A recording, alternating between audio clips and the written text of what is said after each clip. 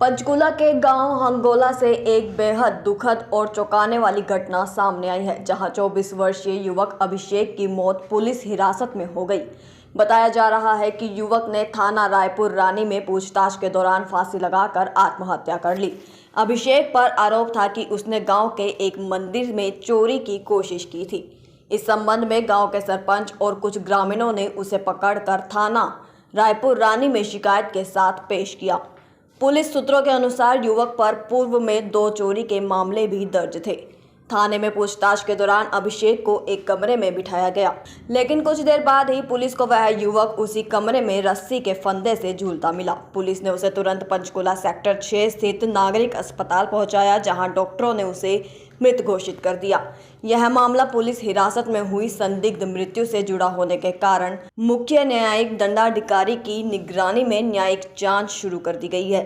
साथ ही civil surgeon की ओर से 5 चिकित्सकों की एक विशेष मेडिकल टीम का गठन किया गया है, जो पोस्टमार्टम करेगी। पंचकुला पुलिस उपायुक्त सृष्टि गुप्ता ने जानकारी देते हुए कहा कि पूरे घटनाक्रम की निष्पक्ष जांच की जा रही है।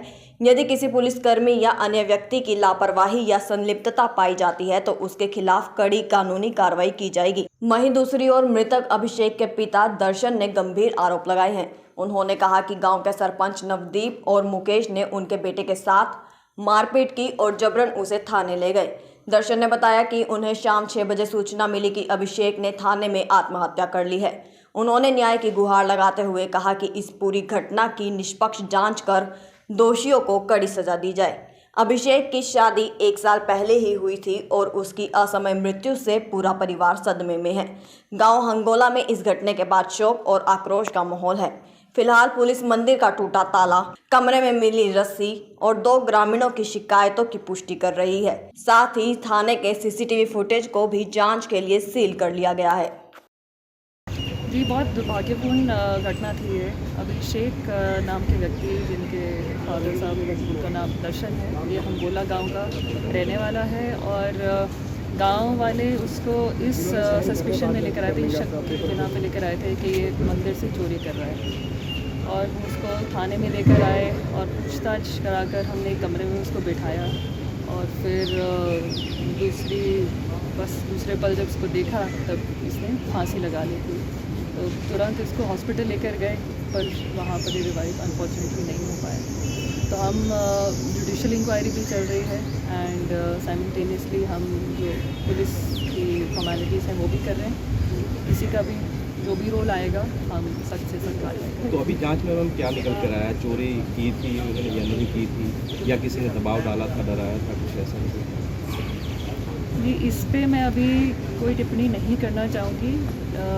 जो उन लोगों ने कंप्लेंट दी है, जिसके बिना पर एफआईआर हुई थी, उसमें फ़ोटोग्राफ्स हैं जिसमें ताला टूटा हुआ है और मंदिर की जो प्लेट की शीट है वो कटी हुई है।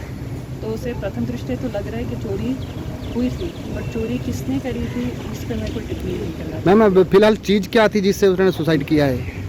कि कोई रस्सी उसके हाथ लग गई थी और उसने वो पंखे में अटकाकर उसका फंदा बनाया। मैम, रस्सी बाहर से लेके आया था या चौकी थाने में था? कहीं आसपास से उसको रस्सी हासिल हो गई थी। तो पोस्टमार्टम हो चुका है इसको? नहीं जी, अभी ऐसे केसेस में पोस्टमार्टम जो होता है वो एक बोर्ड के द्वारा होता है अंडर वीडियोग्राफी और मजिस्ट्रेट साहब की प्रेजेंस में। तो अभी जल्द ही हम इस प्रक्रिया को शुरू करेंगे और हमने परिवार वालों को बोला है कि उनमें से यदि कोई शामिल रहना चाहे उस दौरान तो रह सकता है, ताकि एकदम ही निष्पक्ष तरीके से और एकदम पारदर्शिता से प्रोसेस हो। थाने में सीसीटीवी कैमरे भी लगे हो, तो सीसीटीवी कैमरे क्या कहते हैं? जी, सीसीटीवी कैमरे मैंने नहीं देखे हैं। सीसीटीवी कैमरे की जो भी फुटेज है वो मैजिस्ट्रेट साहब ने रिट्रीव करके उसको सील कर ली है और वो अब जांच का विषय बन चुका है। बट जिस कमरे में इसने फांसी लगाई है उस कमरे में भी कैमरा लगा हुआ है और पूरा जो भी घटनाक्रम है उससे स्पष्ट हो रहा है। ठीक।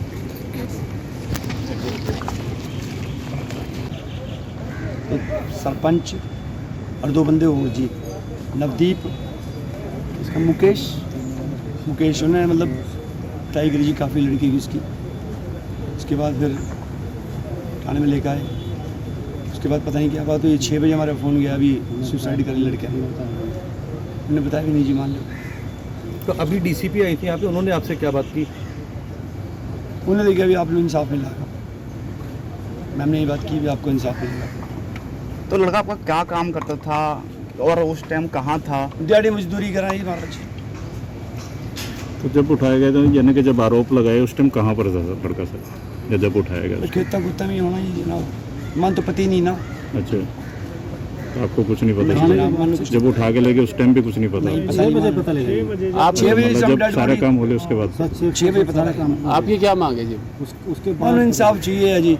मैं तीनों के 3 जौन से सरपंच मुकेश बजरंगबली का भगत और एक वह नवदीप, बस ने तीनों अंदर चाहिए बढ़िया तरीके से। तो उसकी जो क्या उम्र है बच्चे की, कोई शादीशुदा है? 24 साल के, बहू प्रेग्नेंट है उसकी, 3-4 महीने में, 2 महीने में, 1 साल पहले शादी हुई थी उसकी। हाँ जी। जो चोरी का इल्जाम लगाया जा रहा था वो क्या मामला था? जनाब जो तो उन्हीं को पता महाराज, मन तो पता नहीं जी। कोई पुरानी रंजिश तो नहीं सर? कोई ऐसा कोई पुरानी रंजिश हो कोई ऐसा? कोई रंजिश नहीं है जी। हाँ जी।